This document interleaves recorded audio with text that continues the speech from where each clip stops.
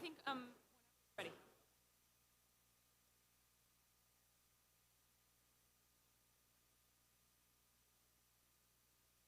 Hello, sorry. Well, I hope that got everyone's attention. Good morning, and we're going to start this panel.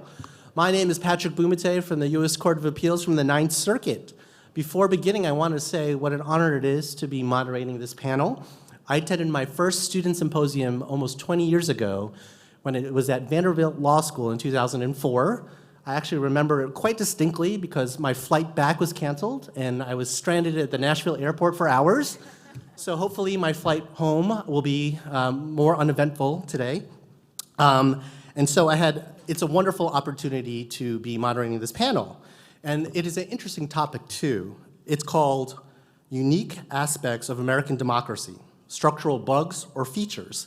It's quite a broad topic, but I think it's an important question in constitutional law. It reminds me of a passage in Justice Gorsuch's book, A Republic If You Can Keep It. He writes that in any country can have a Bill of Rights. Any country can say that it protects free exercise or due process. Heck, even North Korea's constitution says that there's freedom of speech, press, and association. But the radical innovation of the American Constitution was the separation of powers. It's a structural separation of powers that truly protects our liberty. So one of my favorite questions when I do clerkship interviews is, articles or amendments? Meaning, is it the Constitution's articles that are more important, or is it the enumeration of rights in the amendments that are more important? And insider tip, if you ever interview me, the answer to me is articles. So now I will introduce our panelists. Our first speaker is Professor Bradley Smith of Capital University Law School. Professor Smith was the former chairman of the Federal Election Commission. Next, we'll have Professor Lori Ringhand of the University of Georgia. Professor Ringhand teaches constitutional law, election law, and state and local government law. Next, we'll have hometown professor Sanford Levinson of the University of Texas. As the local students know, Professor Levinson has authored 6 books on the Constitution, with his most recent being Fault Lines in the Constitution, The Framers, Their Fights, and the Flaws That Affect Us Today. Lastly, we'll have Professor Stephanie Barclay of Notre Dame. Professor Barclay is an expert on religious exercise. She runs the Notre Dame Religious Liberty Clinic, and in fact, I've seen a lot of her briefs in my court, so keep them coming. And so before we get to the Q&A, each panelist will give their opening statements. Professor Smith, do you want to get us started? Thank you, Judge, and thank the panelists. Thank you all for coming. I just want to say that last panel was great. I loved it. I hope you were here for it, in part because I want to start by noting that the Supreme Court heard argument in Moore v. Harper, which was talked about a lot during the last panel. For those of you who were playing hooky or still getting over last night's festivities or something at that time, in a nutshell, the case is about the independent state legislature doctrine, which holds that, again, very kind of brief summary, that the U.S. Constitution grants powers to state legislatures, or that when it does so, it means that any action taken by those legislatures is immune from judicial review under state constitutions. The immediate question in the case is whether or not North Carolina's congressional districts should be drawn by the state legislature or by the state Supreme Court. Now, the reactions to this case have been very, very strong. Some were noted in the last session. According to the Democrats' go-to Washington think tank, the Center for American Progress, a ruling for the legislature in this case will, quote, harm democracy. The American Civil Liberties Union says it will upend democracy. The Atlantic prefers to say it will derail democracy.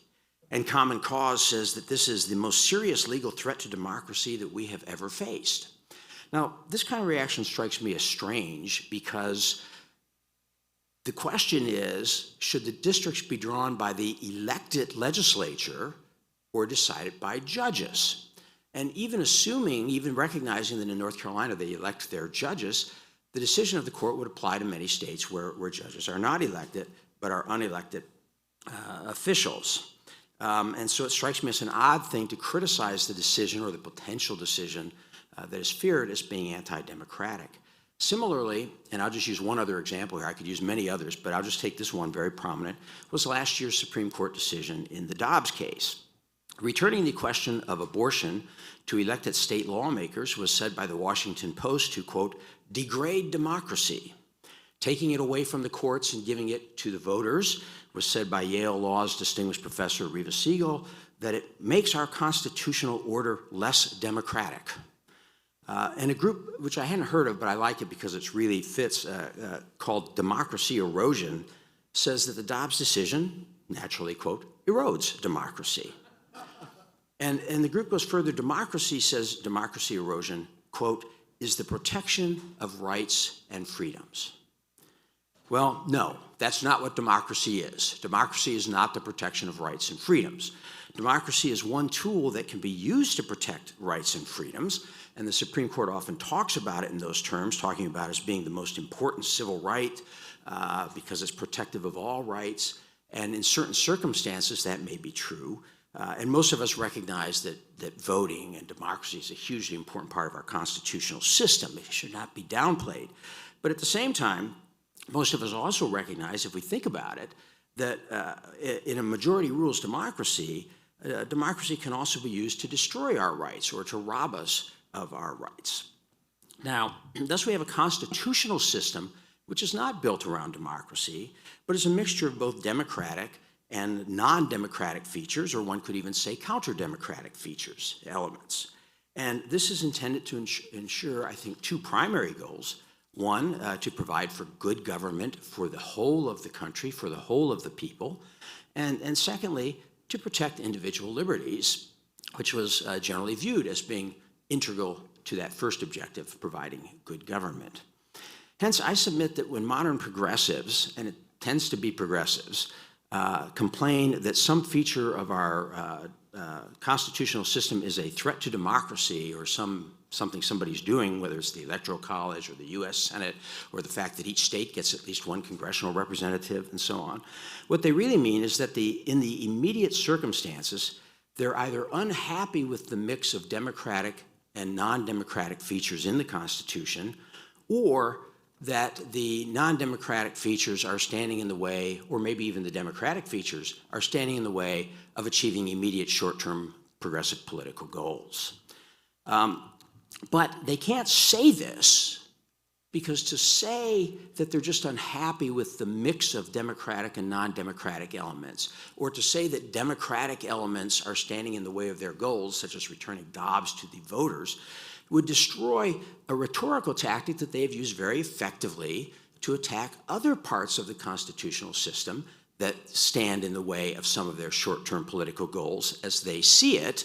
They may be incorrect on these things. It's amazing how often people are incorrect in predicting consequences.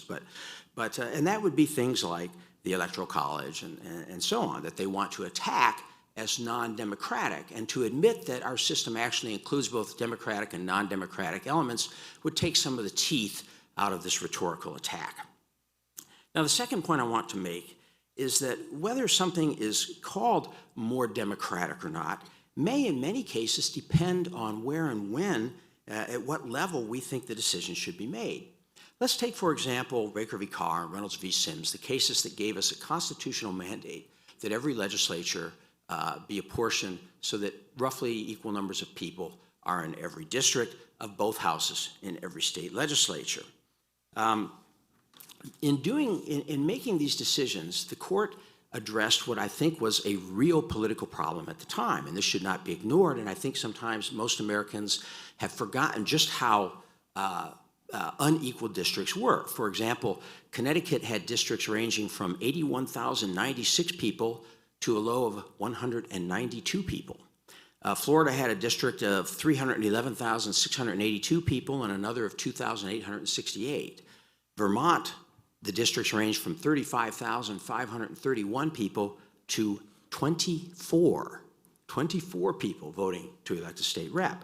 So this was a serious issue, and I don't want to get into the merits of the decision per se, but at the same time, and one can argue that judicial intervention was appropriate because these legislatures would refuse to reapportion because the people who were from the small districts didn't want to reapportion. So you could say that there was this blockage, and we could do a whole panel on all of that sort of thing. But what's important to note here is that the Supreme Court overturned the electoral system, the districts, in every single state in the Union, because not a single state in the Union was using equally populated districts. Okay. So we say, was this a blow in favor of democracy? We wanted more equality amongst voters and so on? Arguably. But let's note that among the districts overturned was, for example, the district in Colorado. Now, the districts in Colorado were not passed by the state legislature. They were passed by the voters of the state by a majority vote, and that majority vote included not only voters in the areas that got, quote, more representation than their numbers would call for, that is the people west of the Rockies, but it included majorities in those urban areas east of the Rockies that became underrepresented, Denver, Colorado Springs, and so on. So in other words, the people voted for this, including overall the people who were getting less representation than their peer numbers might suggest. Okay, so was the Supreme Court's decision democratic or not? In the sense that it overturned the vote in Colorado. Also overturned a similar vote in California, by the way, in which areas that became underrepresented, San Francisco and Oakland, actually voted in favor of the scheme that left them underrepresented through a plebiscite. Now, that raises the question, why would voters vote to give themselves less power? Why would we do that? Or why would we do that indirectly through our representatives from time to time? Well, I think there are a number of reasons, but I think I'll focus on this a little bit by switching to another thing that is often attacked as being undemocratic, and that is the Electoral College. Okay? In Idaho, the people of Idaho elect approximately one presidential elector for each 500,000 representatives. The people of California elect approximately one presidential elector for each 750,000 representatives, or citizens, I mean. Now, a few years ago, I was doing a program out in California, and my colleague on the panel, we were asked a question during the Q&A about the Electoral College, and my colleague, who was a very, very sharp guy, made the point, very well-respected electoral scholar. He said that he began by saying he just thought it was absurd that the citizens of Idaho had more political power than the citizens of California. And I thought to myself, although I was more diplomatic in what I actually said, but I thought to myself, are you out of your frickin' mind? Who in their right mind thinks that the citizens of Idaho, either individually or collectively, have more political power than the citizens of California because they have a 1 in 500,000 chance of getting a presidential elector versus a 1 in 750,000 chance of getting a presidential elector if you want to enter the sweepstakes, right? Think about all the power that California has. Of course, presidential candidates are much more concerned with winning California than Idaho because it just has a lot more Electoral College votes. Moreover, part of the reason it has a lot more Electoral College votes is that it has a lot more congressmen, which gives it a lot more power in Washington. But think of the other ways that Californians have more power. Hollywood, they control so much of the culture. Silicon Valley, they control so much of the culture and social media. Because it's large and heavily populated, they have national newspapers like the LA Times, which are quoted nationally, and their pieces are reprinted by the small local papers in Idaho that can't afford their own reporters to cover these topics. So they cover them from the perspective of the LA Times.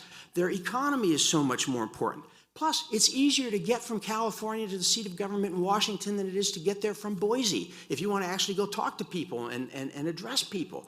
And it's much easier to organize in densely populated cities like Sacramento and Oakland and so on than it is if you're living up in Coeur d'Alene. Okay? So, is there a reason why voters trying to think of a good system of government that will hold our country together might say, you know, I think a system that just gives a teeny little bit of extra political power on a per capita basis to the citizens of Idaho and other states, Iowa maybe too, might be a good idea, right? Isn't this part of good government?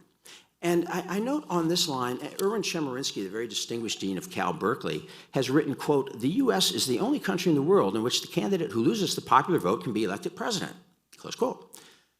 This is entirely untrue. Virtually every democracy in the world allows a person who finishes second to become the chief executive, not necessarily president, but if we include prime ministers, premiers, and so on, they can get to do this here. And I would note, for example, in the long-functioning democracies, this has happened in the United Kingdom twice since World War II, as in the United States twice since World War II. It's happened in Japan since World War II. It's happened twice in New Zealand since World War II. And I want to note, in particular, it's happened twice in Canada in 1979 and 2019, in India twice in 1991 and 1999, and in Australia no fewer than 5 times since World War II that a candidate has been elected prime minister with his party not getting a majority of the votes. Now, one of the things to note about those last 3 countries, Canada, Australia, and India, and then add the United States, each of them covers a huge geographic area and a vast multi-ethnic democracy, right? Continental democracies, these are, or subcontinent in the case of India. And I suggest to you that when we have that kind of disparity, you know, people in New York City have never seen an oil rig. If you go into Oklahoma City, there's an oil rig downtown right next to the Capitol building pumping away, okay? That these kinds of differences may merit somebody saying we need to assure that these economically important regions are in fact represented, and because they have less political power in so many ways, it's appropriate that they have a bit more in this particular way. So I would conclude by noting that as we think about these kinds of things, we should take care to recognize that much of what we call, quote, our democracy is actually part of a mixed system that intentionally includes less democratic and even anti-democratic influences, and that we talk about these undemocratic elements, or that these undemocratic elements often serve very important purposes in assuring good government and protecting our liberties overall. And we should proceed with a tremendous amount of caution when we begin to go to sort of raw political theories without thinking a whole lot about the circumstances of our country and the fact that we've been a remarkably successful democracy. I mean, we're the second oldest continuous democracy. We're the economic, military, and cultural powerhouse in the world. We are still the country to which most people say they want to immigrate if they were to immigrate, okay? And we should be very careful before we play willy-nilly with these elements on the grounds that they are in some way, quote, undemocratic. Thank you. Thank you, Professor Smith. Professor Ringhand? Thank you, and thank you very much for hosting this event. It's been very interesting, and I'm excited to be here and talk with you today. So the prompt for our panel was to talk about whether or not certain unique features of the U.S. system are more or less inconsistent with democracy, and then the prompt says, or at least majority rule. And of course, that prompt may have been written by a committee because there's a deep ambiguity, of course, built into the phrase inconsistent with democracy or at least majority rule. For those of you who were able to attend or listen to the wonderful panel last night, Professor Levinson elaborated at length about how democracies, certainly modern democracies, are all mixes of elements that are popular or are more or less accountable to popular electoral majorities and elements that are not, or that may be intentionally anti-majoritarian or less majoritarian in their level of responsiveness. And of course, that's correct of our system as well. We do not have and have never had a system of what, of course, James Madison called a pure democracy.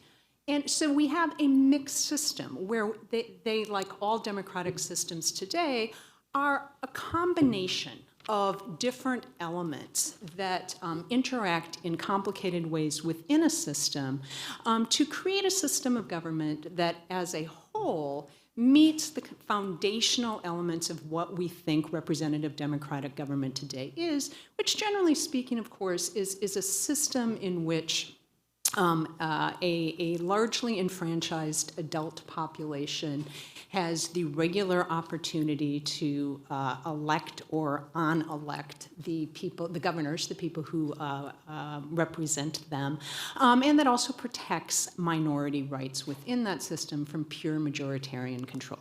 So I found that prompt, I found it a bit hard to get traction in how to think about whether our various more and less democratic elements of our constitutional system are features or bugs. Because you really have to think about how the elements work together in a system, because there's no one right answer to how many majoritarian or non-majoritarian or anti-majoritarian elements a system should have, much less how they should play together, how the interactions between them should work. So to get some traction on this question, I found myself thinking about the chronic problem in election law. What's my baseline, right? What baseline are you going to be operating from when you're thinking about whether something has moved from being a feature to a bug? So I decided to think about this in terms of how elements of our institutional design are working or functioning today in comparison to how we might think they had been designed by the 1787 framers to work or function. How much have we deviated, or are we deviating from the mix that they thought they were creating? And I found it helpful to think about that question in three distinct ways.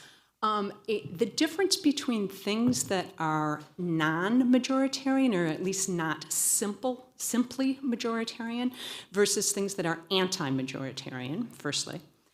Secondly, the extent to which things that were designed to be non-majoritarian or not simply majoritarian have become more so over time.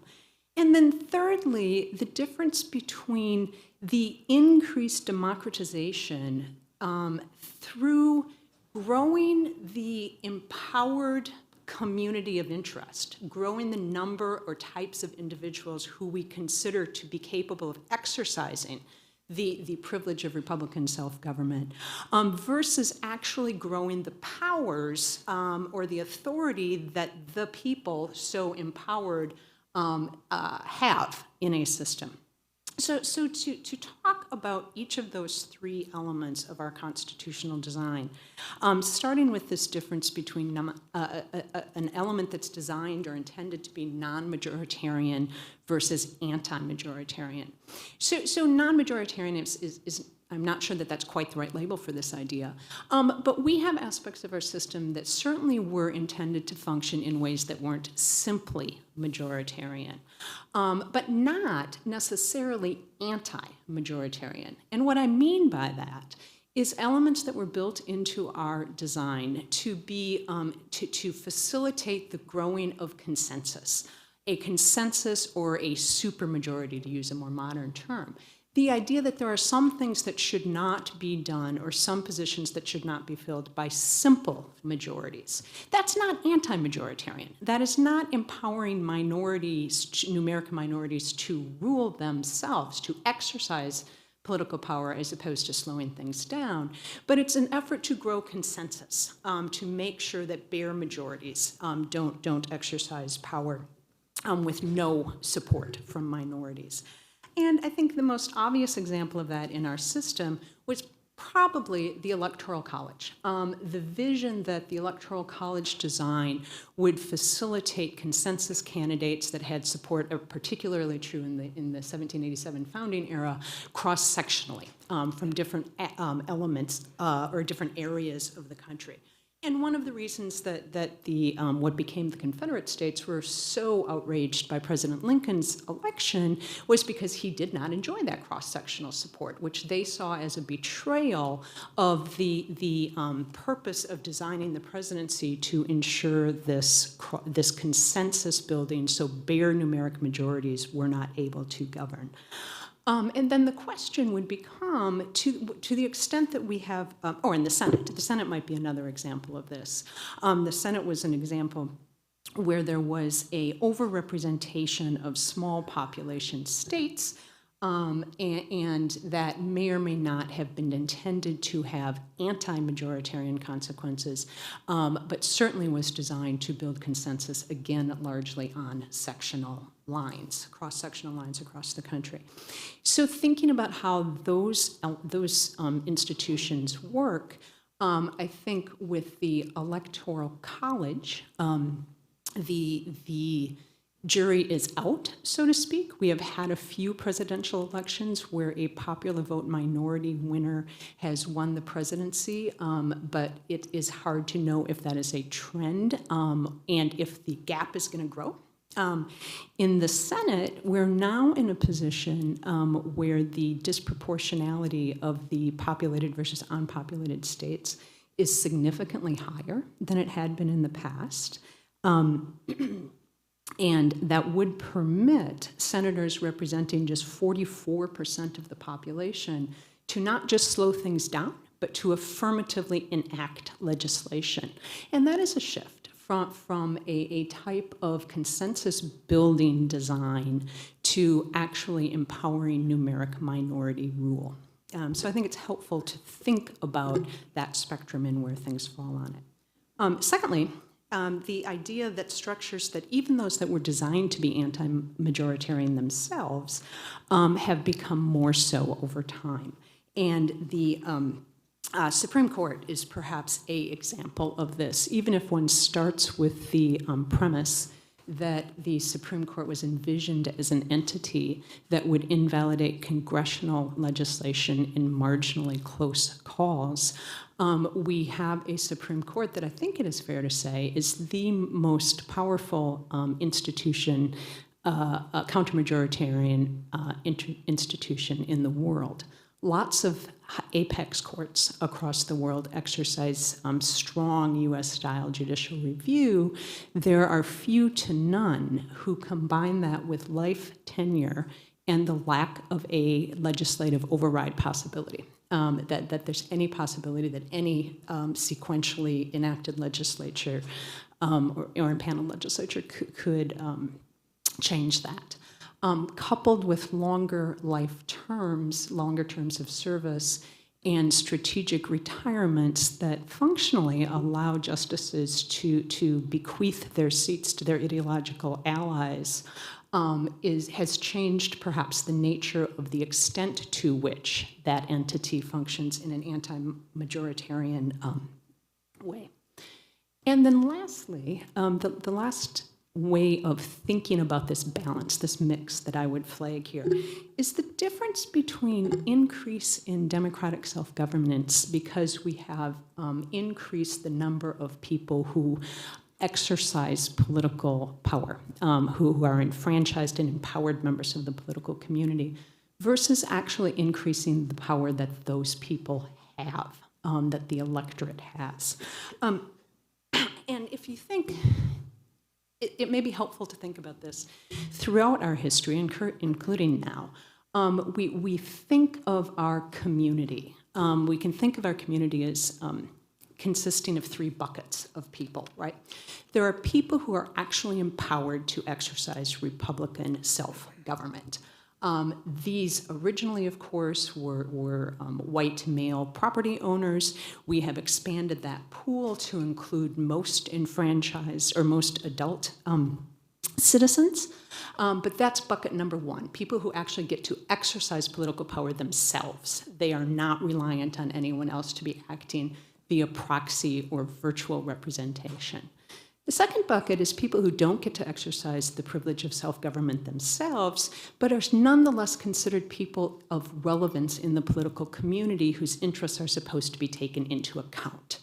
Women, of course, were in this bucket for most of our history. Children still are.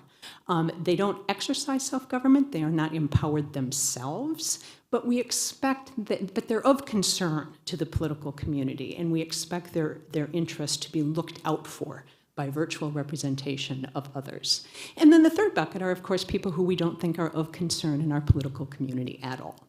Enslaved individuals being the obvious example here in our early history. So if you think about those three buckets of people in their relationship to self-governance, much of our history has been fighting about who belongs in which bucket. And we've grown bucket number one. A lot more people get to exercise directly themselves self-governance. But that's not the same thing as expanding the powers that the people so enfranchised have. So just to point out that contrast, direct election of senators that was mentioned earlier.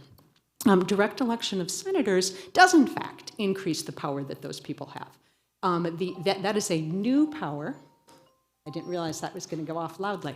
That's a new power that people a new democratic power that people did not previously exercise directly. But that's actually pretty atypical. So when we think about increased democratization, we don't have a lot of public referendums, certainly at the national level, we don't have them at all. And perhaps the biggest way in which the democratic power of the enfranchised population has actually shrunk over time is the refusal to increase the size of the House of Representatives. The small size of the House of Representatives was one of the most unpopular aspects of the 1787 Constitution, and that was when there was a 30,000 person minimum. We now have House seats that are 700,000 people, and that, of course, is a diminution of the authority or democratic power of the enfranchised and empowered electorate. So that is a spectrum that I think is a useful way to think about where this balance should fall. There's not one right answer to how to balance non-majoritarian, anti-majoritarian, and democratic elements. But it is up to a people to decide where on the spectrum they want their nation to be, which I think is my handoff to Sandy.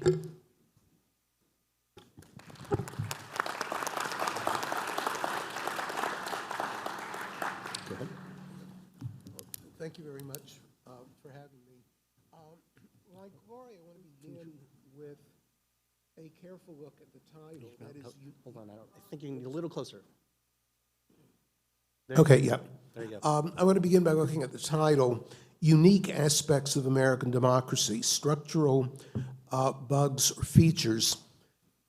I have increasingly become a vociferous critic of American legal education, and I assume that includes most of the law schools you go to, because I think what we do is fixate on one of the 51 constitutions of the United States, that is the United States Constitution.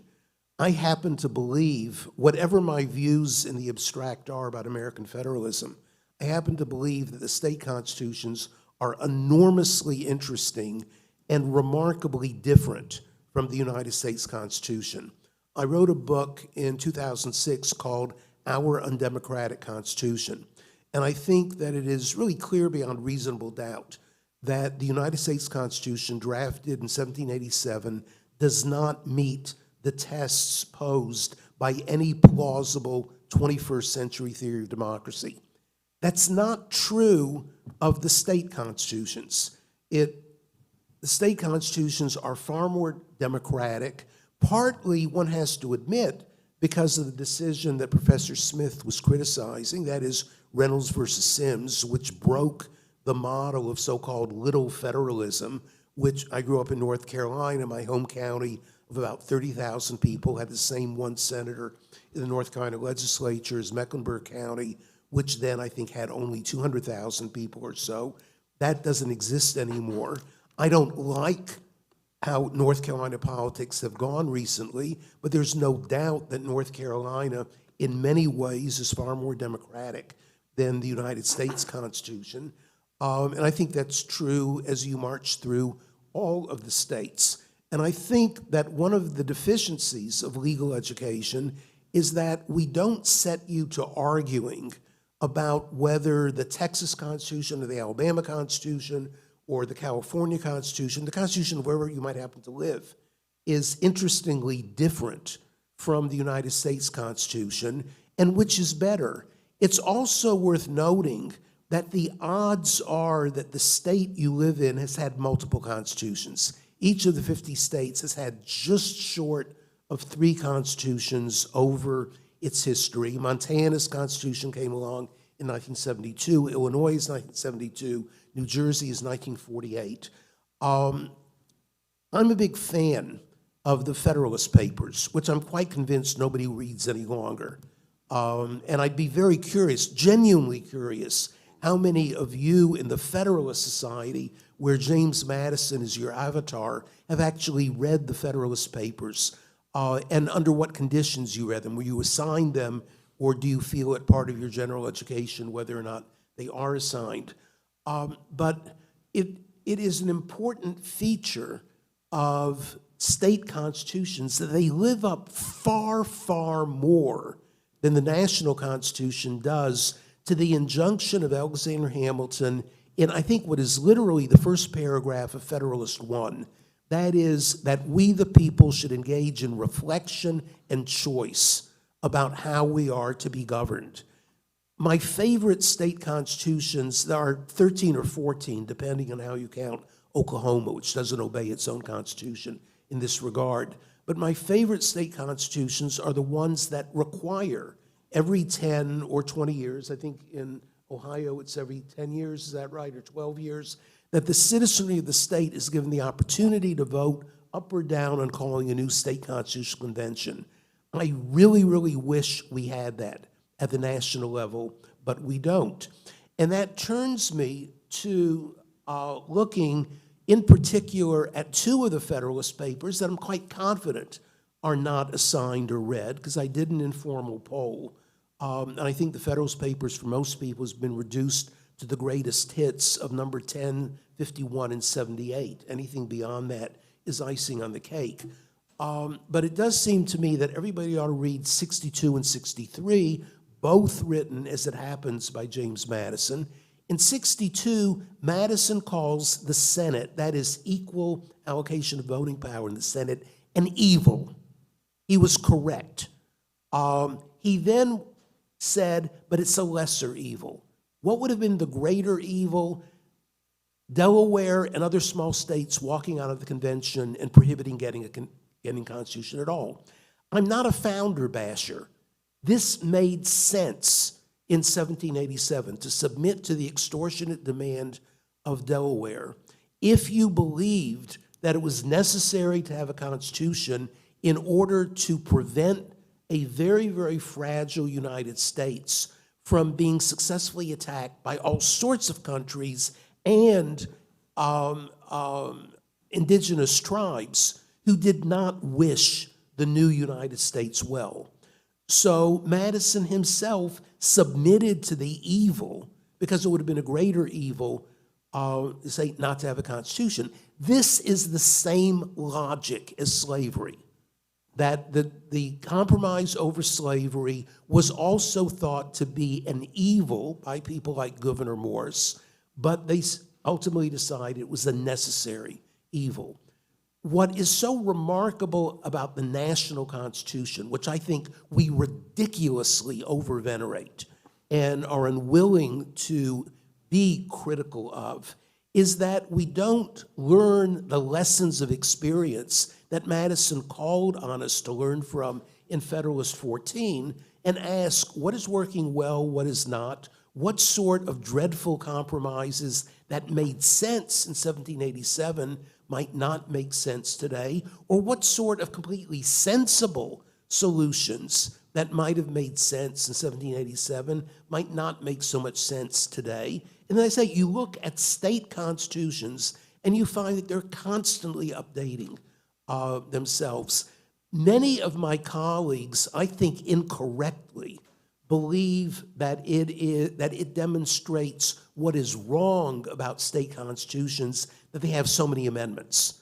There are dumb amendments and there are good amendments, but it seems to me that one of the things state constitutions reveal is the ability of legislators or the electorate in general to engage in reflection and choice and to keep updating the Constitution so it will serve the country better. We don't do that at the national level, and one of the reasons we don't do it is because I'm afraid that we train our students to think that the United States Constitution is super duper special and that it is really sacrilegious to suggest that it might have some grievous flaws. Okay, that's 62. 63 is where Madison very, very proudly says, forget we the people, in essence, we the people at the beginning of the preamble, because the greatness of the Constitution for Madison in 63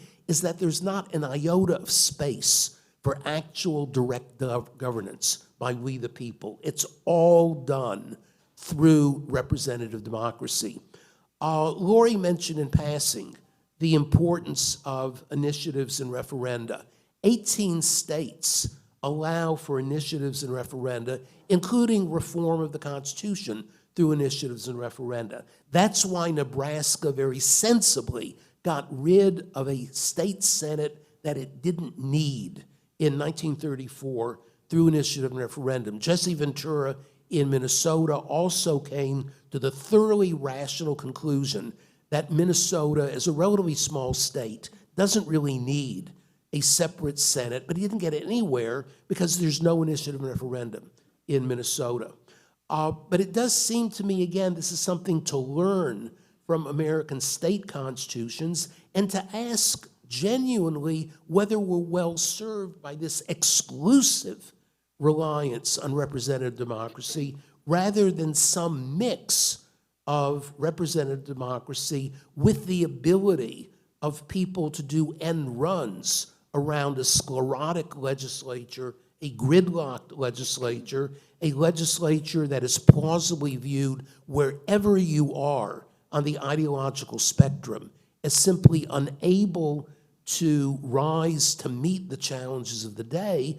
Well, many states offer ways of responding to that. We don't have them in the United States. So I don't know how much I've got left, but let me go very, very quickly through the other two things I wanted to say. The first thing I want to say that might surprise you, given what I suspect at least those of you from Texas know my own politics, is that I want to give at least one cheer for Governor Greg Abbott, because in 2016, Governor Abbott submitted what he called the Texas Plan, accompanied by a 90-page brief on why we need a new constitutional convention, and he proposed 9 significant constitutional amendments. Now, not surprisingly, I don't agree with all of Governor Abbott's proposals. I probably, at the end of the day, don't agree with any of them, but some of them I certainly do agree are worth serious discussion. I'm open-minded on it. And what I applaud Governor Abbott for doing, even though he begins by saying we've got a great Constitution, wonderful Constitution, he then goes on to say we need a new constitutional convention to think about making the Constitution really the best it can be for the 21st century. I agree with him. I strongly support a new constitutional convention, and I have a variety of my own proposals on that. One last thing for just no more than 90 seconds. One of the things I would love to see a constitutional convention do is to repeal the 1842 Congressional Act that requires single-member districts in the House of Representatives. I think that, as much, if not more, than gerrymandering, is what is destroying our democracy. Now, it's a congressional statute. It could be repealed. But all of us know it won't, because people are not going to vote away that which has placed them in political power. Only at the national level, a constitutional convention do. If we were in California, I could stand at a street corner and ask you to sign petitions to repeal the 1842 Act and require Texas, say, to be divided into 6 congressional districts with 6 or 7 representatives in each district elected by proportional representation, which would mean that Republicans could elect fair and square a representative from Travis County, and Democrats could elect fair and square representatives from West Texas. You can do the same sort of thing about Manhattan, about Los Angeles, about other areas that right now are locked up for one party and do not help our polity at all. So that is my view on why one ought not focus entirely on the United States Constitution as the instantiation of American democracy. Thank you, Professor Levinson. Professor Barclay?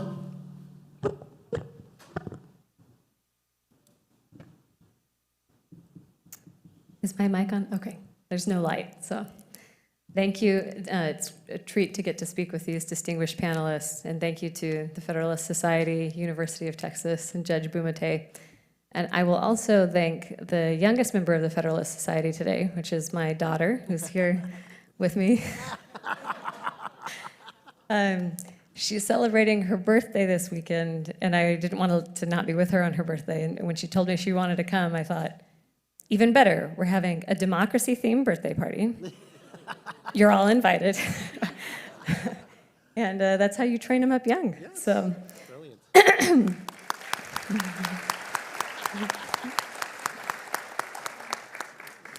I'm really grateful for the chance to speak about this topic. It's a particularly timely one to me to think about unique aspects, both features and bugs of our democracy compared to other democracies. This year, I'm living in the United Kingdom. I'm a professor at Notre Dame Law School, and I'm teaching out of our London campus. You may not have known we had a London campus, but we do. And doing some research in Oxford about the role of constitutional adjudication in a democracy. And it's been interesting for me to think more about our democracy from the vantage point of different democracies. I was walking down the street in London last fall, and there was a big crowd of people on the street, and I was like, is this a group of tourists? Is a parade coming? And so I said, what are you guys waiting for? And they were like, oh, the prime minister is going to be sacked any minute, and we want to watch. They were all just camped out waiting for that. And we were there during that time that Liz Truss now holds the record for the shortest prime minister ever, for 49 days. Some of our English neighbors were teasing my 9-year-old son that they like to change their prime ministers more frequently than he changes his underwear, which sometimes might be true.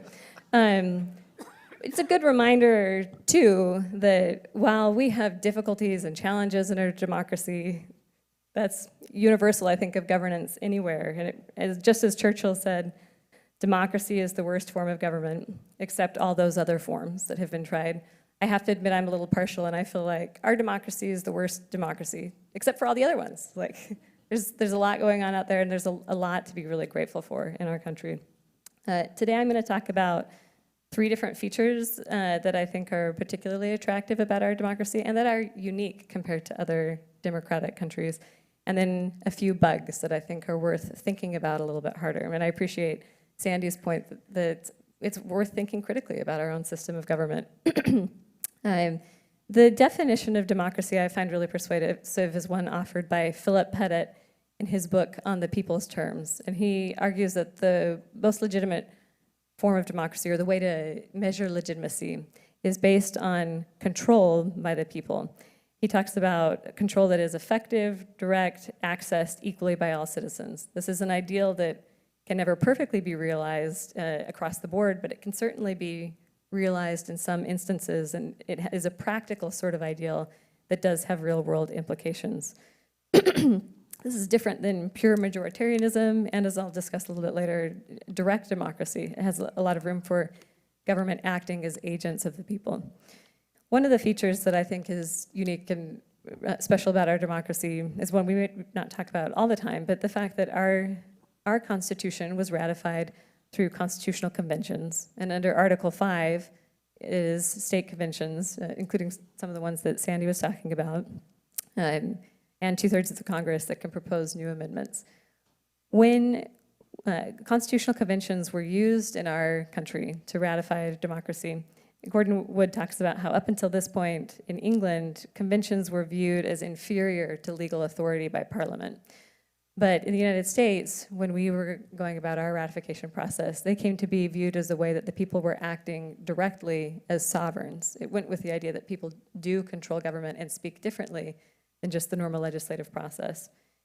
Kurt Lash explained that this became understood as the accepted way through which people were most directly exercising their authority.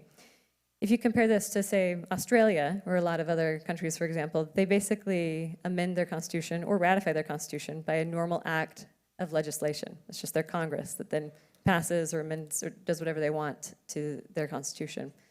Why does that matter for our constitution? Is because it gives much more legitimacy to this idea that there is a supreme law that has been passed by a supermajoritarian power, and therefore demands greater adherence and can also be used as a measuring stick for the other laws that we have in our country.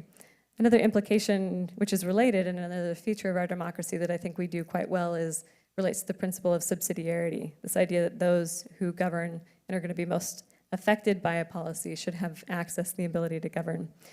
The Supreme Court has talked about how in our country we split the atom of sovereignty. This was, again, a novel idea, but the idea of people being sovereigns and so retaining power and then giving some to the federal government, but some to the state governments. And it's not as though the people gave all of their power away. One interesting indication of that is, of course, the Ninth Amendment for the federal government, that the people retain some of their powers.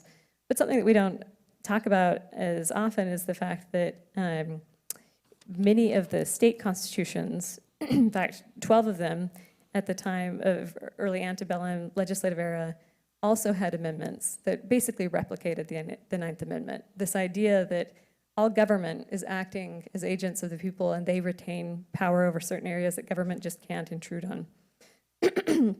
When it comes to federalism, I think that the fact that we're able to have one of the largest countries in the world and a country that is not united by common history, language, religion, there's so much less that unifies us, and yet that we're still able to operate and govern well and have the largest GDP, I think is in large part one of the, I mean, there's many features that lead to this, but I think subsidiarity is really helpful because people can choose, depending on the part of the country, like the great state of Texas, what sort of policies that they want to have. We really saw this on display, I think, during COVID. I mean, it was a very different world to live in New York during COVID, and they had reasons for that based on their population density.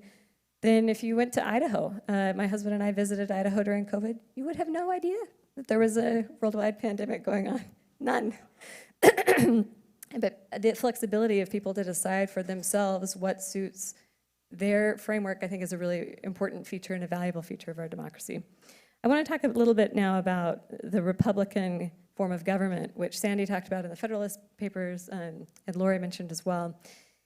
Sometimes we often talk about the idea that direct democracy is more democratic and that representative democracy is sort of a second best if we're thinking about what is most democratic. One argument that is made in the book Democratic Devices and Desires by Brennan and Hamlin is that, in fact, if we're thinking about control by the people as our criteria, representative democracy often gives more control to the people. It allows for a more deliberative process that will be more responsive to their interests. In part, this is based on rational actor sort of theory, where often people don't have a lot of incentive in advance to learn everything that they need to know about policies and to govern well. But they have a lot of incentive post hoc if there is a politician or government official who acts in an entrepreneurial way and says, here's a new policy you may not have thought of before, but you like it, I promise, just like people do with new toothpaste or whatever, in the normal market. And then the people, like consumers of policies, get to decide, was that helpful, was that not? And that sort of process often ends up being more responsive to the interests of the people than direct democracy would. That's not to say that there's no place for referenda. I certainly agree with Sandy that that's true, that they can be a valuable piece of democracy. But it's also interesting to see, like in the UK, for example, ask them how they feel about the referenda process that led to Brexit. There's a lot of buyer's remorse. That was not a real deliberative process. It's an interesting question. Was that really representing the interests of all of the people better than elected representatives who were trying to be responsive of the whole common good of the community would be? So talking just briefly, I'll turn to some of the bugs of our democracy. I happen to think that the rise of the filibuster in the Senate has been a bug of our democracy. And I'm not that sad that we have seen the filibuster decrease when it comes to some presidential appointments. The filibuster really didn't start until 1806. It has a bit of a complicated history, but it was on the greatest rise around the 1970s. It basically means that 2/5 of the senators can impose a requirement that a bill gain the support of 3/5 of the Senate to pass through the institution.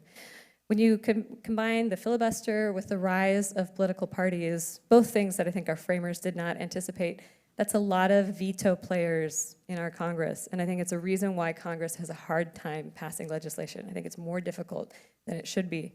Why is that a problem for our democracy? Because there will still be enormous pressure to pass some policies, and for sure, passing policies were meant to be difficult. But I think we sort of have seen these safety valves like spring a leak in terms of administrative action, which I think is not good when we see the executive taking on so much more of the lawmaking function.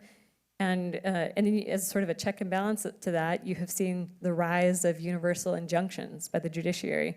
And so you might have a sub-agency governing by effectively blog post. I mean, sometimes agencies are posting a new policy that affects the whole country on their website with no notice and comment, no deliberation, not a lot of control by the people. And then you have one lone district court that plaintiffs have forum shopped in one state who issues an injunction that shuts down the policy for the entire country. And this is like the ping pong game that we're playing that doesn't look particularly democratic to me, doesn't seem to be anticipated in the frame of our original Constitution, and I think often doesn't leave a lot of control for the people.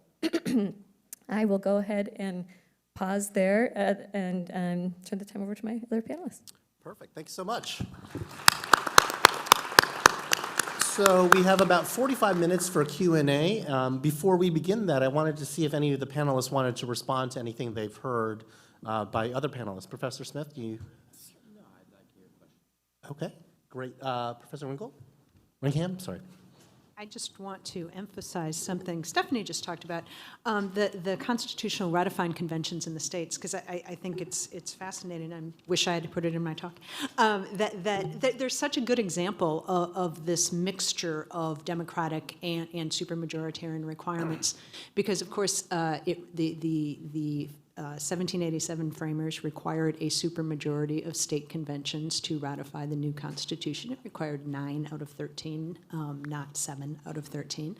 But the conventions themselves, of course, were intentionally outside of the state legislatures. They involved a expanded franchise. Virtually every state allowed more people to vote for delegates to go to the convention than were empowered to vote for members of the state legislature. And the conventions, the state conventions themselves often ratified, or in Rhode Island's case, failed to ratify by bare majorities. So it really is this nice mix of the different aspects of how we divvy up political power. Thank you. Professor Levinson? Yeah, I want to pick up on Stephanie's citation of the Churchill quote. The problem with the quote, I think, and I presume this is what was discussed last night, is that democracy is an essentially contested concept. We can all agree that democracy is better than North Korea or China or Cuba. That's not really an interesting debate, in fact. What we have to decide is which among the, let us say, 20 different versions of democracy that are on the table, if you look only within the United States. This is why I think it's so important to look at state constitutions, let alone if you look at other countries around the world that are widely thought to be democratic, whether it's the UK, the Scandinavian countries, Spain, or whatever. I am happy to stay within the United States and to suggest that you be encouraged to argue among yourself whether Texas, which violates almost every conceivable tenet of the unitary executive, which is fine with me, or New Jersey, which comes very, very close to the national notion of the so-called unitary executive. Both of those can be defended in terms of plausible theories of democracy, but which is better in the 21st century and why? What about initiatives and referenda? What about getting rid of little federalism? What about, for that matter, preemption by state governments of local government? Texas has 28 million people right now. That's 6.5 times the entire population of the United States in 1790. Stephanie talks about subsidiarity. I assure you that we who live in Austin would love it if the Texas legislature, about 300 yards from here, believed in subsidiarity. They don't. And this is a serious issue in state governments across the country, where state legislatures are hostile to localities that they view as doing unwise things. This is a real issue of democracy. So, I think it's time to retire the Churchill quote unless somebody really says, I think the Democratic Republic of North Korea really presents a fine model of democracy. And at that point, go at them. Professor Barclay? I agree. I totally agree with Sandy, that we should be paying more attention to state constitutions. And Judge Sutton has a terrific book about that that I would recommend to you all. But remember, Sandy, I wasn't just giving Churchill's quote. I was saying, I'm going to add to that and say, I think our version of democracy in the United States is better than the other versions, and here's why. Because I do think that there are features that other democracies have that are attractive. I think we're doing really well, but then if we're going to ask within the United States which democracies are better, I think that's an interesting and important question, and you're absolutely right. I think we shouldn't treat it as though the Constitution we have right now is perfect. It's not. It's a work in progress. Article 5 anticipates that it should be changed, and I think, or is open to change, and I think channeling more of the energies of democratic change and updating into that process, as opposed to things like administrative action or an activist judiciary, which gave rise in the 1970s, around the time legislation became particularly difficult to pass. I think those are things that we should continue to think about. Great. Thank you. So, Professor Smith, one question I had is, it seems to say that you seem to say that you don't think that what's democratic is not the rubric by which we should be judging judicial decisions and other government action. What rubric or standard would you use in evaluating government actions? Well, I generally would say that I think the Supreme Court should be very hesitant to adopt political theories and impose them as one size fits all. For example, to play off Sandy's very last comment, subsidiarity may be not appreciated here by the Texas legislature. I don't really know Texas politics, but one would say that Texas is a place where it matters more than in, say, Rhode Island, simply because of the vast geographic expanse and the differences in the state.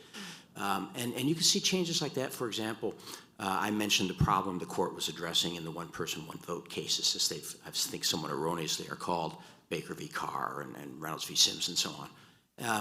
And I think you can make a strong argument that the court really made a mistake in imposing one-size-fits-all on states. There may be reasons why a unique state like Hawaii would say, look, we're going to give a representative to each island, or where Michigan wants to give a representative to the Upper Peninsula, or where Colorado, with a clear dividing line between the Front Range and then the western part of the state, that those states would have reasons for doing it. And at the time, in that case, it was argued very much. In fact, the plaintiffs argued amongst themselves whether the standard whether they should go for a one-person, one-vote requirement, or just say you have to have a rational basis for your plan. The reason you have your plan can't just be, well, we haven't redistricted since 1870 and we like it that way. I think that I'm not quite sure this answers your question, but my basic approach would be to say that the court should be very cautious about adopting these kinds of theories of democracy and saying, here's what it means. And I would suggest that may be true as well in like Moore v. Harper and other types of cases. Thank you. Professor Ringhand, I like your dichotomy of the non-majoritarian versus anti-majoritarian. I believe you put the courts in the anti-majoritarian column, but you also seem to be criticizing how it's become overly anti-majoritarian. So what would be the benefit of making courts less anti-majoritarian? I think I would go back to the political checks on the court that are embedded in the Constitution itself, right? I think we think of the court as, I think lawyers and law students and law faculty perhaps in particular, like to idealize the court. We think of the court as outside the political system, but that's not what our constitutional design is. Our constitutional design embeds the Supreme Court within a system that is not just a checker, but is also checked. It is checked through regular appointments that occur through a political process by elected officials, and it is potentially checked by the exceptions clause and court's ability to, or Congress's ability to structure the composition of the court. And we have, for I think a variety of reasons, some good, some bad, become timid about using those checks. And when that is combined with extended terms and life tenure, and really, and I think Stephanie's point is very well taken about the growth of judicial power because of the kneecapping of Congress, that there are decisions that need to be made and someone's going to fill the gap. So that juxtaposition of things, it's not, I'm less concerned about how a court decides a case than I am about a court that escapes the type of indirect but still accountability to the political aspects of our Constitution. Professor Barclay, do you want to respond? Yeah, I think this is also a really interesting question, and Professor Ringhand raises a lot of points just about thinking about the role of the judiciary and its expansive power over time. It's, I think, worthwhile considering how some other democracies handle their also counter-majoritarian institution of the court. So in Canada, for example, they use this rarely, but it has been used by some of the provinces. If there's legislation that the Parliament doesn't want to be subject to judicial review or wants to override a decision by the court, they have Section 33, the notwithstanding clause. So they can sometimes legislatively say, we have a different view of the Constitution than you, the court, do. And it's an interesting thing to think about because while I think we really value in our country that our Constitution should be very difficult to amend for rule of law reasons, it's an open question. Should a decision by 5 justices that is wildly unpopular be that difficult to overturn only by constitutional amendment if it really runs counter to either the original meaning of the Constitution and what the people want? There's also, in Ireland and the UK have similar procedures. They're not exactly the same, but that can be done legislatively with their highest courts.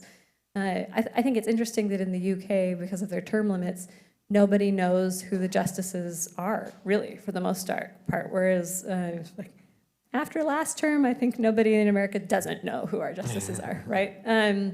And so, but interesting to think about that when you think of how the framers did envision the Supreme Court being the least dangerous branch of government. One other thing that I do think is interesting in some other democracies, including the UK, is that they have a more robust sort of political questions doctrine, meaning that we shouldn't just ask what's the right legal question here, which as originalists we'd say, well, what's the original meaning? But maybe spend more time on the antecedent question, even if we agree with judicial review generally, is this the type of question that the judiciary should be answering? Which in and of itself is an originalist question. Is there enough original support for the idea that the court should be mediating this dispute between other political branches that might have plenty of incentives and tools at their disposal to have their own thoughts and to defend their own turf constitutionally? Thank you. And so I'll have one last question, and then I'll open up to the floor if people want to start lining up for questions. But along the lines, Professor Levinson, it seems like one of the themes going on is that the Constitution is just too hard to amend. Do you agree with that? State constitution amendments are obviously easier. What would the amendment process look like in your ideal world? I'm less inclined to think in terms of an ideal world than thinking of concrete realities, as for that matter, people in 1787 were doing. It seems to me beyond doubt that the United States Constitution is too hard to amend. If you simply look at comparative constitutions, both abroad and again, coming back to my hobby horse, the American states, we have the hardest to amend constitution in the world.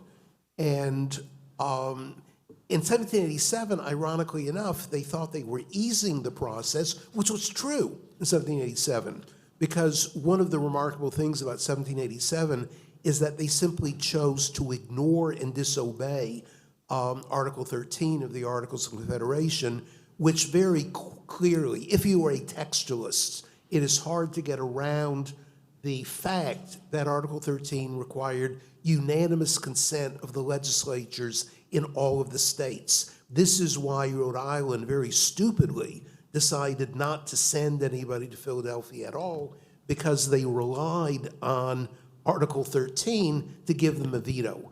Article 7 of the Constitution simply erased Article 13 and said that the new Constitution comes into being when you get 9 conventions, not legislatures, in 9 states. My home state, North Carolina and Rhode Island, were not in the Union when George Washington was inaugurated, and it didn't matter. That's very important. Today, I would like a system that, let us say, required majority approval of a majority of the states with a majority of the population, rather than the ridiculous 3/4 of the states that in theory could be 1/4 plus one of the states, I think in theory could be something like 6% of the national population. Now, that's not going to happen, but it's still the case that the 3/4 rule gives inordinate power to those who want to preserve the status quo, whether it's a liberal or conservative status quo, doesn't matter. I would allow states to propose constitutional amendments.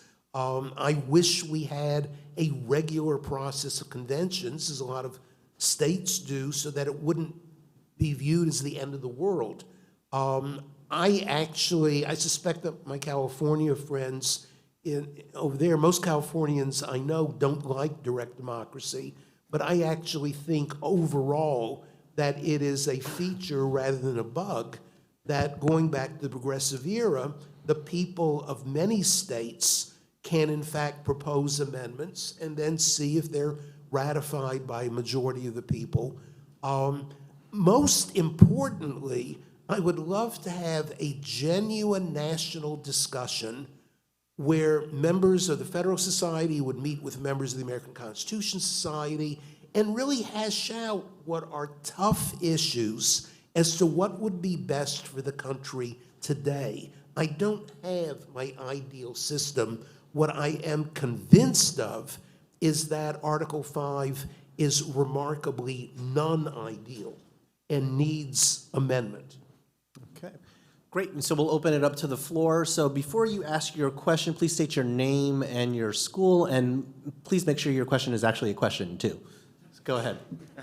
Thank you. My name is Stephen Taft here from Richmond Law. So I want to ask about Article 5, actually. So just to preface, when you think about it, of course, the amendment power is kind of terrifying, and a lot of thinkers from Calhoun to much less controversial thinkers have pointed this out, of course. And I mean, the amendment process is God on earth. The Supreme Court can't do anything. And if you amend something, you can imagine 4 + 4 = 5, and the amendment says that, and the Supreme Court trying to kind of do this on their fingers, and they're stuck with it. So I want to ask directly about the convention system under Article 5, because if I'm not mistaken, we've never actually used that method since the original 10 amendments of the Bill of Rights. Now, how do you all think that system, if we ever resorted back to it for passing any kind of amendment, how should that look mechanically in each state? Because a convention can be anything from everyone in this room declaring themselves the Texas Convention to a referendum or what have you. We've never really done it for 200 years, so how do you all think that should look? Yeah, a couple of things. First of all, there have been about 235 state conventions. And again, this is just the kind of deliberate ignorance of most law professors. So that we say, you're absolutely correct, that there's not been a convention since 1787. What that means is that there's not been a national convention since 1787. There have been the 235 state conventions, and they've not turned into horror shows, because in fact, even if you have some crazies at a convention, which you will, they're going to be outbalanced by sane people within the community, the political process. Those people who fear the prospect of amendment is terrifying because of a runaway convention, I always point out that Congress could tomorrow declare war against Mexico and Canada. That is clearly constitutional. That is clearly a power of Congress. And if you say, well, the president would veto that, doesn't matter. 2/3 could override it. We would be at war with Mexico and Canada.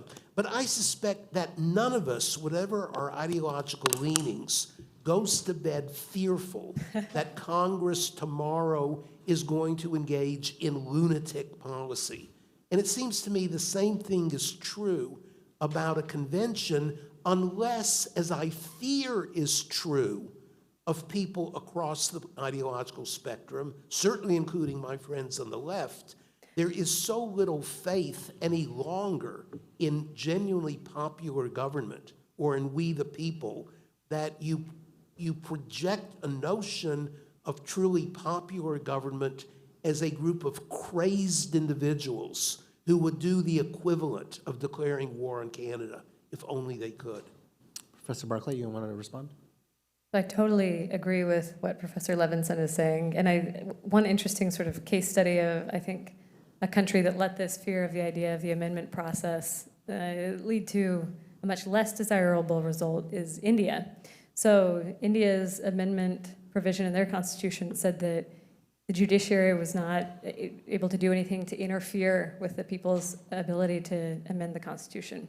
And the Indian Supreme Court said in a series of decisions, yes, we can, and that constitutional provision is unconstitutional. And there are provisions of the Constitution that are unamendable, including judicial review. And also, we're in charge of who appoints the judges. and all in the name of democracy, right? Like, because, well, those crazy wild-eyed people through the amendment process could undermine democracy, so we better not let that happen. So we're going to make our Constitution unamendable and protected by the judiciary, and they will be the guardians of democracy. I mean, I think it's a wildly undemocratic thing. I would also say to Sandy, I think some countries like India and Africa, and even some provisions of Germany that have now made their constitution unamendable are by definition even more difficult to amend than ours. So we're not the worst when it comes to that. But I think that Sandy's right that yes, there are risks inherent in any system of governments, but I'd rather take my bets with the people and their ability to decide whether we're going to war with Canada or not, than leave that all up to non-responsive government bodies. Go ahead, Professor Smith. I just want to say I generally agree with Sandy's take on conventions. They don't really frighten me. But I just wanted to add that I think the argument can certainly be made that our Constitution is too hard to amend and it should be easier to amend. On the other hand, I don't think I would go as far as Sandy. I think sometimes it's just that we've quit trying to amend the Constitution. We quit trying in the 20th century when we decided we just have the Supreme Court do it. And I think that's been a problem, and it's taken constitutional debate out of our public sphere. We can amend the Constitution. In 1800, we had a real problem with the Electoral College, and bam, we had a constitutional amendment. I mean, people saw it was a problem, it was gone. You had, meanwhile, another example would be prohibition. I mean, people just decided we should put this in the Constitution, and they worked for it, and it took a while, but it was done. And the Constitution should be hard to amend. And, by the way, prohibition didn't work very well, and when we saw it didn't work, it was gone. It didn't take but barely a decade. So I think we just need to think more sometimes about actually trying to amend the Constitution. And if we can't do it, maybe it's not such a great idea that we want to write it into our Constitution. So I'm not averse to making it easier per se. I don't know quite how we would do that, but I don't fear the state constitutional conventions, but I think sometimes we just need to go back to the idea that you need a constitutional amendment to do that. Get to it. Great. Let's go to this side. Andy Yuan with the University of Texas. My question, so Max Weber defines government as the legitimate monopoly of violence. So, we spend a lot of time waxing poetic on, how do we democratically govern, but we're really talking about how do we collectively exert violence on our neighbors without really thinking about, there's democratizing force in non-government, allowing people to individually make decisions. Is the existence of government and the continued growth of government a bug or a feature, and could you talk a little bit more about that? I'll make a real quick comment. Go for it. Which is just to say that I find it interesting that no one here has brought up just the growth of the administrative state as something that is anti-democratic. And I'm just glad to hear that the libertarians are finally getting up and talking.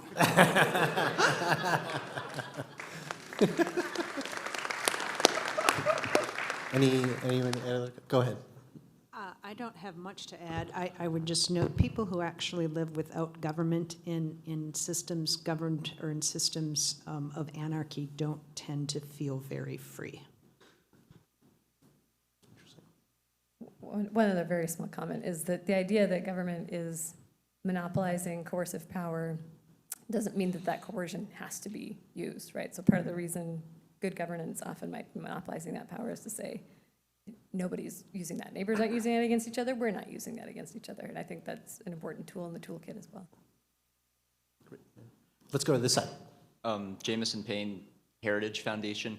Professor Levinson, you cite Federalist 62 for the proposition that Madison kind of had a cynical view of the Senate as just being kind of a means of appeasing the small states. But immediately after his saying that in 62, he actually goes on further to say that it is also an instrument and guarantor of the sovereignty of states, which they did not fully cede in forming the Union, and that it ensures that they can still make their own decisions. He also immediately after that says that it is a instrument of preventing ill-considered but majority-approved legislation, which he says government is liable to do from time to time, and that it may find itself more convenient in practice than just in contemplation. So I'm curious if you also think that those arguments are cynical based on kind of appeasement of small states, and if not, what role should those arguments play in how we structure our amendment process, our wider legislation process, our system of government? Thank you. I don't think he was being cynical in 62. I think he was being quite candid that the explanation for equal allocation of voting power was the political situation, the need for compromise. All politics requires compromise, sometimes really quite dreadful compromise. That's what he thought it was, a dreadful compromise. I agree with you that he does not attack bicameralism. I don't attack bicameralism. I think that states as small as New Zealand internationally, which would include Nebraska or Minnesota or quite a few American states, have no need for a second house, especially if there's a governor with a veto. That would provide enough separation of powers. But it does seem to me, Texas with 28 million people, which is wildly diverse in population, in cultures within the 28 million people, I think it's a good idea to have two houses. So I don't object to that aspect of 62. I don't think that Madison was being at all cynical. I think that one of the really important questions to be hashed out in a constitutional convention would be what a second house should look like, that it shouldn't simply mirror the first house, except having longer terms. We could be more imaginative in creating second houses that were really interestingly different in important ways. Larry Sabato, for example, at the University of Virginia, a number of years ago suggested that all former presidents or vice presidents or former justices of the Supreme Court, or maybe only chief justices of the Supreme Court, or head of the Joint Chiefs, or head of the Fed, or the like, should be ex officio members. Former secretaries of state should be ex officio members, because one of the really dreadful things about Congress is that every member of Congress in the House or the Senate, unless he or she looks in the mirror and sees a president, has no incentive to think nationally. The incentive is always to think in terms of, quite frankly, pandering to the local constituency. And what Sabato was suggesting is that it would be a good idea to have in the Senate some people who think nationally or internationally and bring their experience to bear. So I don't denounce bicameralism, certainly not in a country as large as we are. It would be a crazy idea to say that New Zealand is the model for the United States. But I do think that there is room to argue about Madison's specific belief that the Senate would provide the kind of cures to faction that he was positing. Anyone else? Okay, let's go to this side. I'm Eli Burstein from Michigan. One of the unique aspects of our Constitution is that our national capital doesn't have representation on par with states. Do you find that to be a bug or a feature? Feature. It's certainly a unique feature of the United States Constitution. Australia gives, carves out area of Canberra as a separate state or a separate unit with some representation. Brasilia, I think, is separated from the rest of Brazil, but has representation. My family, or part of my family, lives in Washington. As I presume most of you know, the license plates in Washington say no taxation without representation, and that's not a bad slogan. Okay, let's go to this side. I don't think Oh, there sorry, is, go I don't think there is any other region or population in this country that we would so lightly tolerate being deprived of representation in our federal government. Ilya Selman, George Mason University. Federalist 62 has already come up several times, and it's one of my favorites also, so I wonder if I could raise yet another quote from Federalist 62 that perhaps the panelists can comment on, that in there, Madison says, "It will be of little avail to the people that the laws are made by men of their own choice, if the laws be so voluminous that they cannot be read, or so incoherent that they cannot be understood." And it seems to me that we're long past the point where Madison's fear about that has been realized, that the federal government, even aside from the states, regulates almost every aspect of human activity.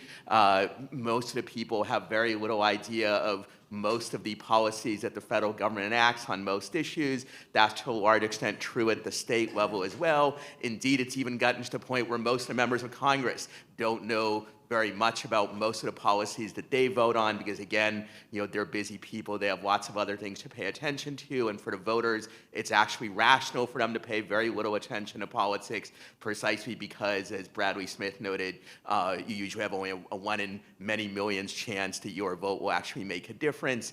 So it seems like there is a trade-off between having democratic accountability in the sense of an electorate that actually understands what's going on and can appropriately assess whether the representatives are doing a good job or not, and having a government that controls as many aspects of our lives as it currently does.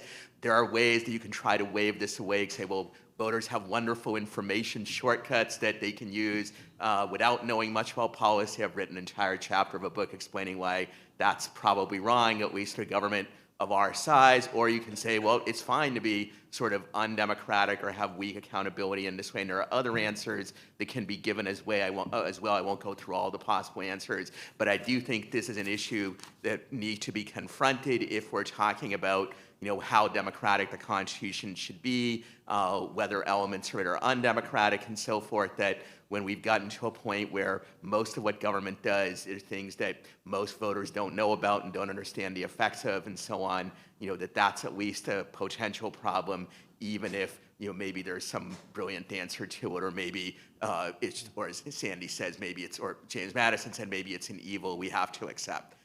Thank you. So that's the question. Thank you. Professor Barclay, you want to start? Go ahead. I totally agree that this is a serious problem that we're facing in our democracy. Under the previous administration, OIRA passed a requirement, basically, that all agencies needed to put all of their existing rules and regulations on a website, like compile them. And it was interesting. Paul Ray has spoken about this. He was the head of OIRA at the time, and he said he had a number of different agencies call, and they were like, yeah, so we don't know where all our regulations are. We don't know how to compile them. And it's sort of like, well, if you don't, how on earth are the American people supposed to know the laws that they're subject to? Some of them with criminal penalties. And Justice Gorsuch has written about cases he adjudicated at the 10th Circuit where the government was applying the wrong version of its own laws because they have become so voluminous. So I agree it's a problem and something we need to think about more. I would push back a bit on your premise that this is new. Think about what life looked like in 1787, right? The voters who chose delegates to go to their state conventions had not even seen a copy of the Constitution. They were casting votes at a very general level for delegates who either supported a stronger federal government or did not. And there were individual issues that piqued public attention, and they varied a bit across the country. But our legislation has grown more complex. Obviously, that is true. Our communication and our access to information has grown much stronger. And things are much more accessible in that way. And I think, one of the things I say to my students a lot in class is, you don't get to start, it is too cheap of a shortcut to argue that if you lose a political fight, it's because your opponents are uninformed or evil. And voters have often used shortcuts and proxies and indicators of where they see their interest line. I don't think knowing what's in paragraph 152 of the Affordable Care Act is a requirement to be a good democratic citizen. And if it is, then we've never had that. I think Lori's absolutely right. I think that Ilya is really touching on two issues. One is the ever greater complexity of modern life in all respects, and the fact that none of us really has any firm idea about more than a very small portion of the world and how it operates. And then that brings up the second crucial issue, which is trust. And so when people talk about fragmentation, polarization, the country at the brink of civil war, which I think is true, I think that is a proxy for mistrust, that you demonize your opponents, you don't think they're in good faith, you don't think they're guided by data, you think they're simply imposing an alien ideology on you. And I don't think any government can survive if there's not some measure of trust in public officials and their good faith, even if you disagree with them. Having given one cheer for Greg Abbott, let me give at least 1.5 cheers for Adrian Vermeule's book, which I suspect some of you have read. One of the things that's truly interesting or bizarre about Adrian's book, depending on your perspective, is that it is the warmest embrace of the administrative state that I have read in a long, long time, even as he denounces in the most vociferous language political liberalism and makes the argument that we need to return to the verities of ancient times. But it does seem to me that he's onto something in suggesting that no modern country can do without administrative state. And the fact that administrators are going to make decisions we can't understand. In 1787, I presume ordinary people could understand such regulations as there were about where you could take your cart and horse. I want a federal agency to tell Boeing which planes are safe to fly or not, or to tell railroads under what circumstances it is safe to ship vinyl chloride and under what circumstances that's a mistake. I don't think they worried about such issues in 1787. We do. We'll go to this side. I think we have time for 2 more questions. Go for it. My name is Kevin Hills. I'm from the University of Pittsburgh Law. My question is for Professor Barclay, but is open for the other panelists. So looking at Europe, we see the countries, but seem to overlook the EU, which seems to incorporate some elements of American constitutional structure, such as the Council of the EU mirroring the original formation of the US Senate. Does the EU offer a barometric compared to the US as a comparison, and does it offer lessons and warnings on looking at this issue?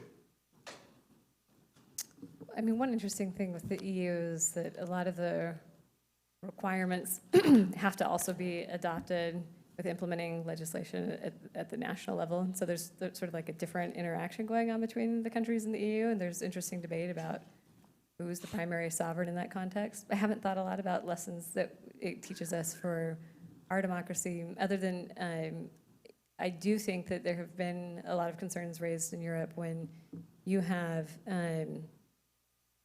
requirements that are being imposed on different countries with different cultures, with different legal scenarios, and sometimes that aren't a good fit. And I think it's an example of how subsidiarity isn't always applied as effectively in that context. And sometimes we do it well in the United States, and sometimes we don't. Yeah, they use, this is more in the European Convention of Human Rights than in the EU proper, but there's 2 notions that I think are of interest in how that's been implemented across nations in Europe. One is the margin of appreciation, right? The notion that differences within different nations can manifests differently when rights from the European Convention of Human Rights are being enforced. That is not unproblematic, particularly in how it is sometimes used, but it provides kind of a body of jurisprudence to think about how to implement federalism in the rights sphere, which is something we don't often talk about. We assume once something is deemed to be a federally protected right, then that conversation is over. The other thing that's interesting, and I think has some neat lessons, is the way that the UK in particular has domesticated the implementation of the European Convention of Human Rights. The European Court of Human Rights is an apex court. It has assumed it's quite a powerful court. And what the UK did when it implemented domestic legislation, when it enacted domestic legislation in order to make that jive with the idea of parliamentary sovereignty, was it created a mechanism where if the government in power wants to not comply with something that the European Court of Human Rights has said it's obligated to do, there's a process by which they have to actually say that publicly, that they have to give reasons, and that they have to kind of take accountability for the decision to implement or choose to not implement. So it makes sure, I think one of the issues in many of the things we've been talking about, some of our processes have lost political accountability, and the filibuster might be a great example of this. It used to be very visible, that imposed a cost. Now it's invisible, it's a paper thing, so it doesn't impose a cost and becomes routine. So those types of transparency mechanisms. I think it would be a good final exam question whether the EU is more like the system under the Articles of Confederation, where unanimity really was professed to be important, or whether it is more like the consolidated government of the Constitution, where unanimity was discarded in favor of Article 5, which they thought is opening it up. So I think it was insane to give Slovakia, a veto over the power of the central bank, I think back in 2010 or whenever it was really crucial that the central bank would impose certain monetary policies. Slovakia ended up agreeing, but it was, I think, kind of insane to believe that Slovakia alone could block that. And I think I would answer my own question saying that Europe today is still more in the Articles of Confederation stage than the consolidated Constitution stage. Okay, we got time for one more question. Hi, I'm Trey Donathan from American University, Washington College of Law, and I want to ask about two potential issues of the American democratic system with a focus on the majoritarian versus anti-majoritarian perspectives. The first is with the House of Representatives. It's based primarily off of population rather than geography. So wouldn't that favor urban governance rather than over rural governance? And the second part is under the assumptions that elections are kind of won and lost based off like how much funding a candidate has. How do like super PACs, interest groups, and like other like lobbyist groups like not favor wealthy voters over non-wealthy voters? So on the House of Representatives, I mean, obviously what population-based apportionment favors is population. And if that means that if urban areas have more representation, it is because they have more people. So that is the population-based element of our Constitution. That's where that lives. And wealth-based disparities, I think Brad will probably speak to. Well, the campaign finance issue is obviously a very complex issue. Commissioner Goodman spoke about it a little bit on the last panel. Suffice it to say that the key elements in political races are generally whether or not a candidate is well funded, not who spends more. And we generally find that both the major parties in the United States are able to be well funded. Obviously, people who have more money have more ability to participate in that game.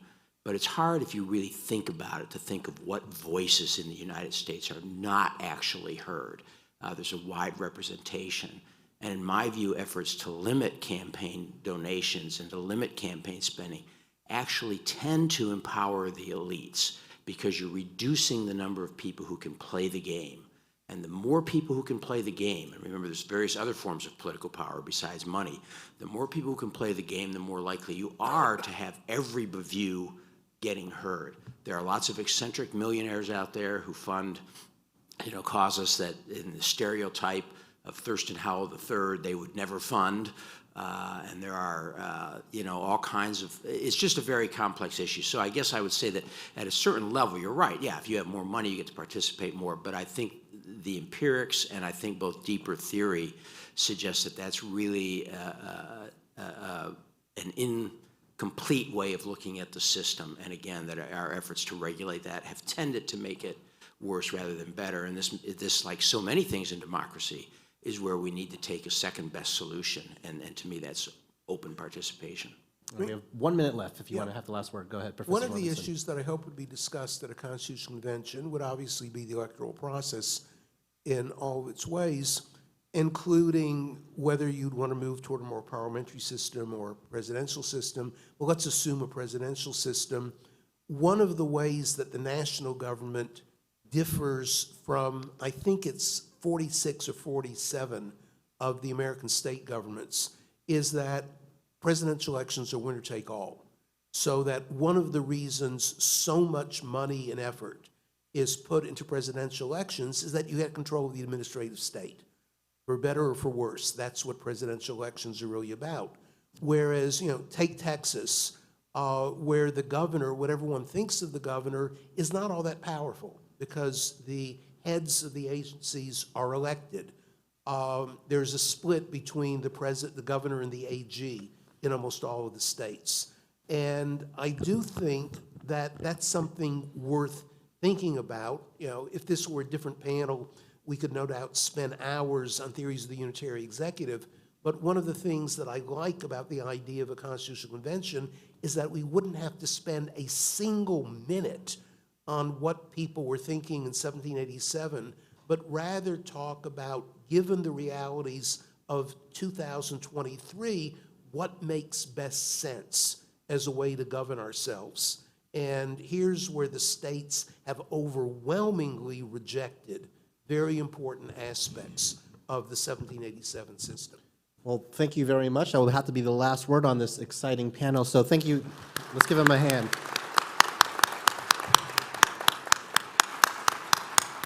Yes, thank you to our panelists and especially to our moderator, Judge Bumatay. Okay, it is time for lunch, but let me give you some instructions. So lunch will be out in that foyer where you guys were before. We have 2 breakout sessions. You will take your lunch to the breakout sessions. That's where we have tables set up for you to sit down and eat. You get to choose between, let me make sure I get the name right here. In A, which is the room just to this side, we have an introduction to the lawyers division. So that's in breakout room A, which if you come out these doors, it'll be right over there on your right. So you can grab your lunch, go in that way. And then in room B, which is on this side, we have becoming an academic. So B is becoming an academic. And there are signs outside of each of those in case you forget, but please grab your lunch and try to head in an orderly fashion into those rooms so we can get started. Thank you, everyone. Thank you so much.